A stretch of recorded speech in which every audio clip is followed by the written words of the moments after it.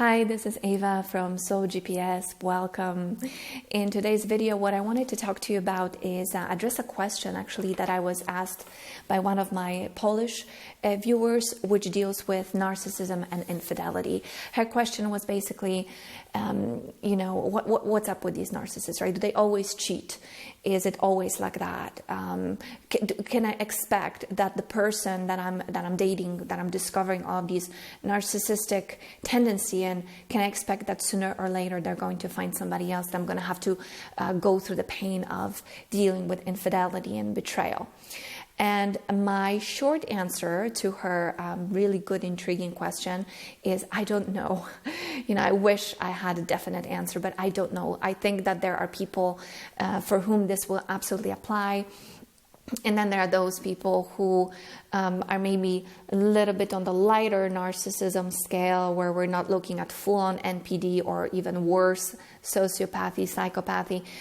They could be people who are just very insecure, and they make up for their insecurity by, with some grandiose behavior and so on. But that doesn't necessarily need to lead to cheating. So it depends where on the scale the person is. However, having said all that, if you're noticing pretty alarming behavior in your partner and it's starting to hurt you emotionally, physically, mentally, then you may want to not wait, until you have that final proof that things have gotten over that line, right? That boundary, that final frontier, so to speak, that for so many people is that moment where they finally say no and enough. You may not want to wait. You may want to start thinking about this now and start taking action now and start to change your perspective now, to want to look maybe a little bit more within, which is, this is where our power lies, is, why do I put up with this behavior? Why would I want to stay with someone who is already giving me all of these warning signs now? So that's how I would like to begin this, unpacking this topic. To go to the next point that I have written here, the truth is that from my own experience with people that I have been with who are narcissistic, as well as, or narcissists, full-blown, I would say, as well as the hundreds of clients that I've worked with so far, as well as all the research that I've read, the books that I have read. Of course, I'm being a bit biased here because I'm dealing usually with the more critical scenarios. And also, I am, when you're reading a book about it, to motivate a person to write a book, they must have gone through quite a bit, right? So as I understand that there's a bit of a bias, but I would say in pretty much all of the cases, there's either the act has been committed, that they have been cheated on, they've been cheated on with multiple partners. We're talking full-on harems, or they have discovered the intent, right, with full-on evidence of text messages or emails, pictures. Of course, when narcissist is confronted, we say, they can go as far as saying, it's not me on that picture, it's not me, somebody photoshopped me, it's not me. They will deny everything until you, actually, I've heard of stories where a wife walks in the house and opens up the bedroom door, and there he is, and he says, it's not me. I kid you not, it goes that far. So yeah, there are those cases, but from my own perspective, from my own little neck of the woods, from the place where I sit, from this vantage point, the correlation is really, really, really high between narcissism and infidelity. Now, why? Why does it happen, right? Why do they do this? Well, we need to remember who the narcissist is. People who have very low empathy, they score very low on it. People who are more in the narcissistic trait side of the scale, yeah, they will have some empathy. They will display some, especially during the early stages of love bombing. They want to feel like they can relate to you, and I don't know if it's our naivete that we believe in this story, or if there is some level of genuine empathy there. But of course, for the most part, we're dealing here with an act. It's a performance. It's an amazing performance. Why are they so good at doing this? Well, they're so good at doing it because they've been doing it for years and years and years, ever since, putting their hand in the cookie jar and being coerced by their parent to not do something. They have learned to manipulate. It's something that we all kind of do to one level or another, in a sense that, when we do something where we feel it's not okay, we either feel really bad and we spill the beans, or we want to hide it and, we don't want to talk about it. Well, the narcissist is going to take it to the next level and have a treasure trove full of secrets. And that's how it usually starts, right? First of all, these are people who feel entitled to very special treatment by other people. They feel grandiose, like they're better than others, right? Then depending on whether we are dealing with a covert or an overt narcissist, you'll be able to tell right away that these are the people who are very self-confident, even though a lot of the self-confidence also is a result of a performance, to the point where they believe in their own story. They've convinced themselves, in other words, that they're really amazing, great people. They're superhuman. And they're terrific. I hope you get this little tongue-in-cheek. And then the covert narcissist kind of plays the other card of, oh, poor me, nobody understands me, I am so great, I am the next Jesus, I'm the next Messiah, I am the next Nikola Tesla, I am the next, you name it, right? And nobody sees it, but you can see it, right? You understand. You can help me, right? You can help me. Gosh, so many examples of this. There's one from my own life, actually, of this woman artist who had it all made, who got entangled with a sociopath, who convinced her that after having lost everything in a divorce case, needed to put himself first. Needed her to put him first, to help him rebuild his business, putting her whole career on the line, and nothing ever came out of that, right? And it's so cases like that, plethora of. So, and then of course they don't have empathy, as I have mentioned. So it is much easier for them to cheat, and. In all cases, what makes them happy, remember they have to be in center of attention. They come first. That always has to come first, right? So there's no sacrifices, there's no room for that. Very little compromises, if any, maybe some in the beginning. But other than that, the partner, needs to be subjugated, needs to adjust to their demands. I apologize about the dogs barking. Usually happens around this time. People coming back from work, and all the dogs get really happy to see their parents, if I may say it that way. So what else? So these are people who typically are much less emotionally attached. Now, we can draw a line here that's somewhat arbitrary between people who just have insecure attachment style, where they don't attach as easily, whereas a normal person, more balanced person, and especially a codependent, highly empathic person will attach much faster. It is a natural way of being. It is the right way to go. We start up a conversation, and we find we have a lot in common. We feel the good chemistry. We start to date, see each other more and more often, eventually moving in together, getting married, having kids, hopefully growing together until death do us apart.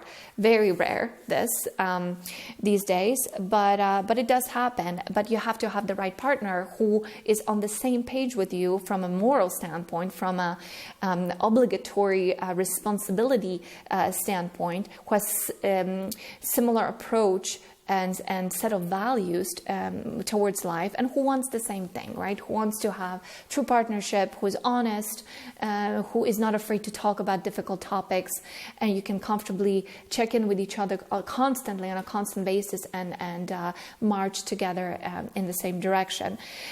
Whereas, somebody who is very hard to attach, they may play the game for some time and pretend like they are, like they're close and like they value the attachment.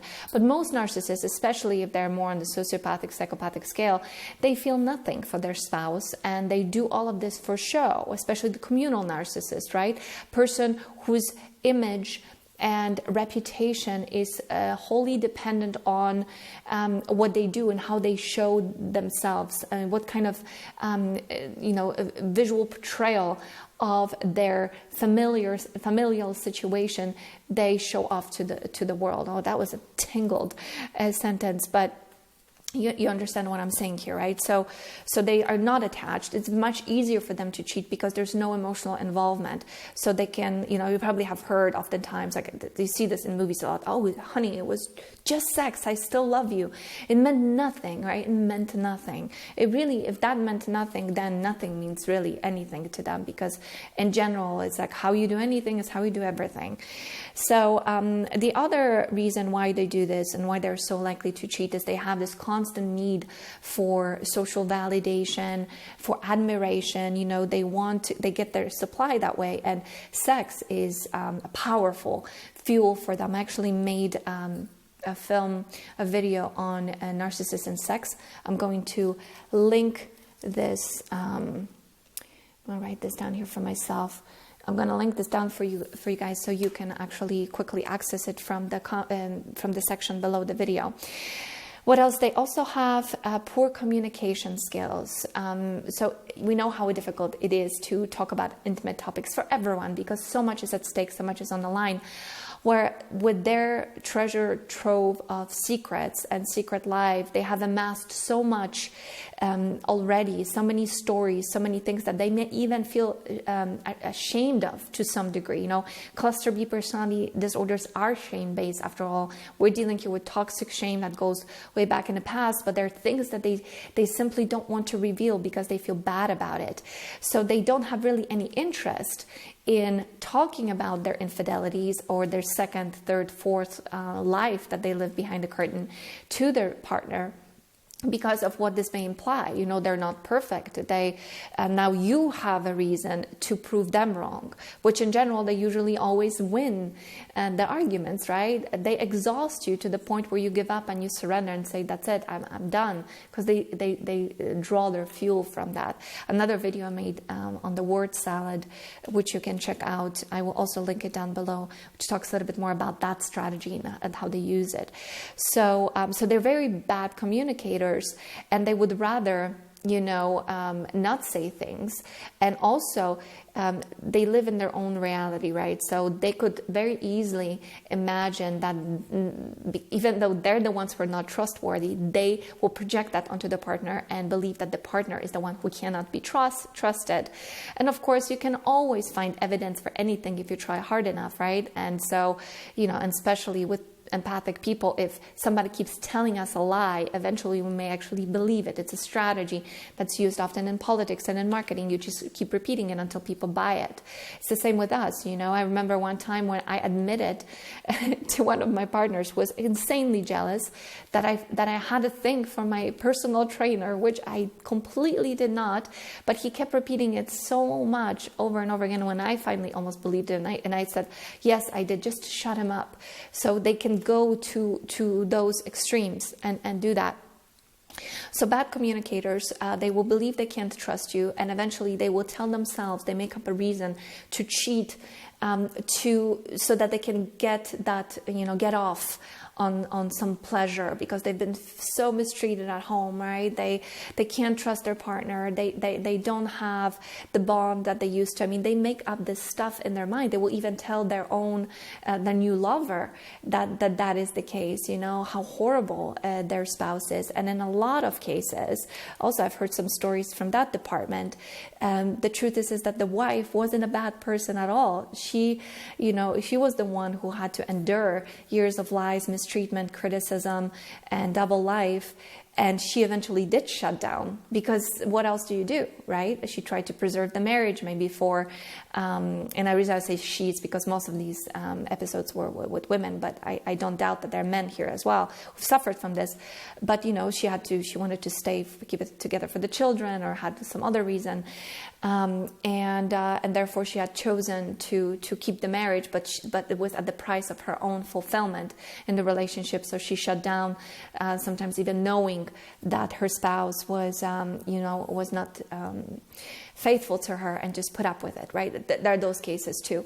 But so this is kind of to sum it up why, right? There's no empathy.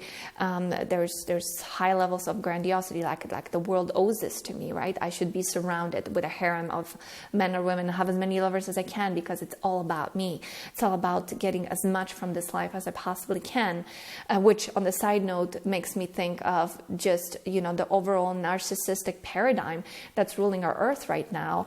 And, how we are just constantly taking from nature to the point where we're on the brink of absolute climate catastrophe. Completely different topic, but one that I feel very, very strongly about. And maybe I'll even start doing videos about this at some point, because it's getting really, really, really bad.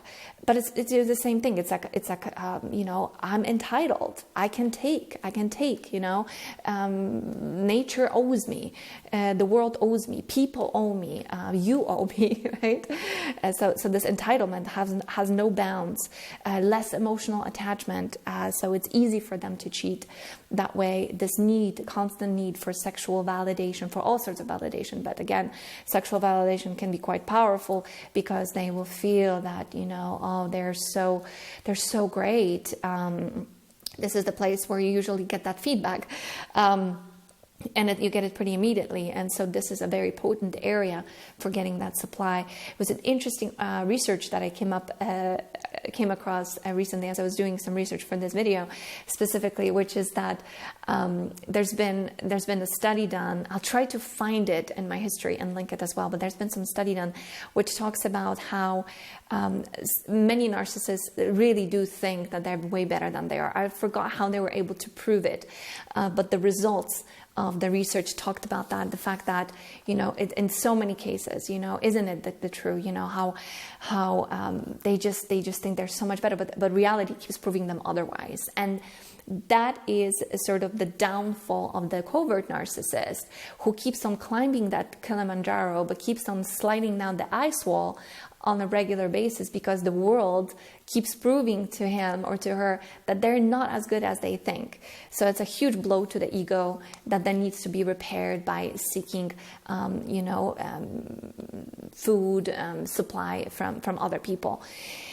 It's like a constant, never-ending loop. It's like being in a relationship with a black hole. The poor communication skills, right? I'm kind of repeating myself right now, just to sum it up, and the secret of life that forms as a result of not having that honesty, not having that two-way street of communicating, and really, which centers around addressing each other's needs, right? And it's another thing I came across in my research, is that a lot of narcissists will not share with their partner what their needs are. So how can you fulfill them, right?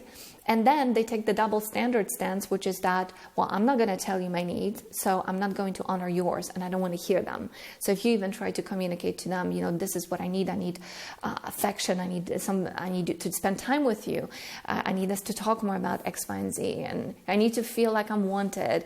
I need to feel X, Y, and Z, And these may not necessarily be all the needs that the person's able to fulfill. That's why we talk about it, so we know what our boundaries are, and we know to which degree we can create a satisfying relationship. But again, if it's not even talked about, and if it's a forbidden conversation at dinner, then obviously you had a wall from both sides, and that ice wall will keep growing, and they will seek, narcissists especially, are going to seek their satisfaction in other places, and their supply in other places, all the while the partner is going to be drowning in despair. So not to all that, not to mention the adrenaline rush, right, and the dopamine rush. And narcissists, psychopaths, sociopaths have a real addiction for dopamine. They love novelty. They love new things. They love crossing boundaries. They love doing things that feel borderline dangerous. They love engaging in risky behavior and bringing you along, so that then later they can point the finger at you. Should you want to give them a moral talk, a little pep talk, they will point at you and say, well, you did it too, right? We did it together. You were there and you didn't do anything about it. So many examples of that. And that's where we can enter the danger zone. Now we're getting into a bit of a dark territory for a moment, but we can get into the danger zone of, being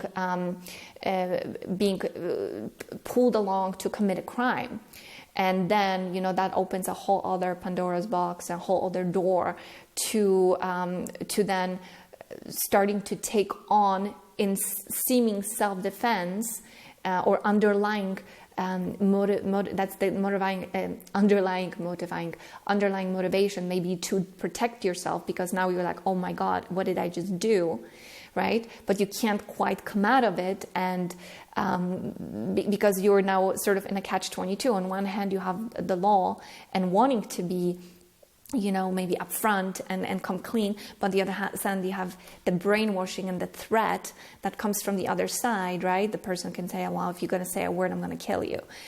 And so then the narcissistic identification with the aggressor, which is one of the stages of bonding that people in toxic relationships go through. It's something that I talk about in my newest course that I have just launched a couple of days ago. You can check it out on my website. It's called Unchained. It's about breaking the trauma bond. So then you have the identification with the aggressor to the point where you start to take on the characteristics and the character traits of the narcissist, because you're so afraid that you're going to be otherwise punished, right? And now I'm talking about an extreme example, but it happens to a lesser degree. It happened to me. It happens to pretty much all of the people that I work with. And that is where, you start to notice, especially after you've left the relationship, you start to notice that there's some behaviors that you have as a result of coming out of the relationship and being with this person for X, Y, or Z amount of years.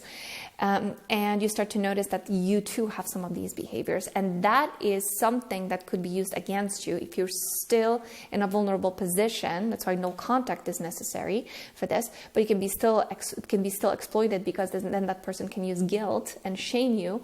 And again, tell you, well, you were there too. You did that too. You did this to me. You said X, Y, and Z. They have such high endurance for arguments. They love it so much that it can be easy to get slipped right back into that relationship dynamic, because the sense of guilt and shame you feel as a result of taking on some of those behaviors makes you feel like you are complicit in creating this dynamic. That was a long tangent. Hopefully it was valuable. So back to our topic. Cheating, right? Cheating and narcissism. They feel no guilt. They feel no remorse after they do it, usually, especially again, if we're in the psychopathic territory. If we're in the more narcissistic traits territory, I have read quite a bit of evidence to point to the fact that they actually do feel some remorse and some guilt, but it is not enough to want to work on them. Like, life gets too comfortable. They like the way things are. It works for them enough that it's not worth bringing it up in order to sacrifice or sabotage the current arrangement, the current structure of the relationship for that. So they would want to have their, as they say in America, have their cake and eat it too. Now, for the partner, it is an incredibly damaging and hurtful discovery to know that your partner has cheated on you. It starts with the emotions. Of course, our heart is breaking. We internalize it almost right away. It takes 2 nanoseconds, right, to feel the pain, the visceral pain in the body, the mental pain also that just goes on because we start questioning our own value, our self-worth. We question our self-esteem takes a nosedive. It can be quite difficult to come out of that downward spiraling loop, which is why it's very important to get support just as soon as you can, so you don't go too deep, because going too deep can be it's not even necessary. What I would recommend instead is, if you have any doubts, is talk to your closest friends and to your family and ask them, do you think that I've done something really horrible in this relationship? Was it my fault? What do you think? And of course, go to people who can trust you. And in most cases, I can almost guarantee you that people are going to say, absolutely not. You're the victim here, and you need to know this, right? So then I would just, try to put a stop to the rumination and trying to untangle this thing too much, because, you're dealing with the mentality of the narcissist that's been anchored already inside of your own mind. So to separate it from your own can be very difficult. So be careful with your thinking process. Another thing I talk about quite a bit in my course, it's a 12-week course, so it's much more in-depth. It's close to 15 hours of footage. I highly recommend it. I'm really proud of it. So if you're struggling with breaking the trauma bond, that's something that I can now wholeheartedly recommend you do. If you don't want to work with me one-on-one or with the therapist or with someone else, at least to get this form of support, this form of validation, so you don't spiral, your thinking doesn't spiral out of control, and you don't go into these dark territories of, again, taking all the blame on yourself. And that can later have also, of course, repercussions on your health, stomach ulcers, headaches, deep anxiety. It usually starts with that. Anxiety burns you out to the point where you collapse into depression, and then it just goes on like this sinusoid up and down cycle. Very, very damaging, destructive, and not necessary to put yourself through. To some degree, of course, it's unavoidable to do some emotional processing, but the sooner you can gain some distance by talking to someone who understands this, the better for you. But know that it's normal. If you're feeling your self-esteem plunge, you're doubting yourself and so on, that is the normal effect of having been through this form of betrayal, insidious form of betrayal. So again, back to the question, right? Does it always happen? Is it the rule? I don't know, but from my little vantage point here, it's very common. So the reason why she asked, I just want to add a little bit more to this, is because she was suspecting that her partner, was displaying some of these traits, and she wasn't sure whether she should act now, or whether she should be afraid of him eventually cheating on her. So again, as I said earlier, why take the risk, right? Why take the risk? Why risk your health? Why risk your future? And why risk your sanity? If it's already feeling bad, don't wait for that final confirmation that, yeah, I was right, and you discovered it. You don't need to put yourself in that, take yourself to that point. You don't need to drag it on for this long. You don't need to be the one, absolutely don't need to be the one who experiences the final discard, where not only were you cheated, but also you were degraded and demeaned and completely disrespected. So have the respect. If you feel now that it's not right, it's not working out, you're having your suspicions both in your gut, in your heart, and in your head, then it's probably time to take a real deep look at yourself, why you're staying, what are you doing, and what else could you do in order to take your life in the direction that you want and you deserve. So, okay, I'm going to wrap up now. I want to wish you all a fantastic, actually not fantastic, because that means it's fantasy, right? I want to wish you a very peaceful, positive, prosperous new year. My wish for you is that you find yourself, is that you find your true self this year, and you're able to gain a sense of detachment from all the things that happened to you, from all the traumas, and free yourself from all of this, and love yourself completely and unconditionally, like you always wanted to love another. Direct that towards yourself. Feel good about being with yourself, whether you're with a partner or not, and then take the steps towards all the things you want to have fulfilled in this lifetime. It's never too late. It doesn't matter if you're 18 or 80. You always have time to live the life of your dreams, and that is my wish for you. If you are interested in more work with me, of course, I welcome you to one-on-one coaching that I do. It's on all the information is on my website, listed down below. I also now, as I have mentioned a couple of times in this video, and I'm super proud of it, I have a new course for you called Unchained. It's about breaking your trauma bond, 12-week program, lots of footage, lots of information, exercises, a guided visualization. I gave in it all that I had, and then some. So you're also more than welcome. Very much invited to join our community. Also, the way it's set up is that you can converse with other people, with other survivors. People often share their stories, their insights, and their thoughts. So you not only get the value of the course, you're getting triple the value, because you get to feel like you are part of a movement of liberation here. It's our own little liberation army. And also, you get to share your stories. You get to put it down for others to see. And it's in a secret, secured environment, so you don't have to worry, about being exposed. It's only the people who are in the program that will see it. And of course, you don't always have to feel obligated to share, but when you do, it typically creates that very nice feeling of community. All right, I'm going to sign off because I have a sense that tonight I could drag this this video for a couple hours. And but for now, I just want to send you all my best. Again, bestest of wishes. Thank you for all your support, for all your donations. That is just so sweet. Even if I get a little dollar from you, it always warms my heart to know that this material is helpful to you. So my gratitude goes to you. My wishes go to you. Thank you so much. Lots of love, and I will see you in another video. Bye-bye.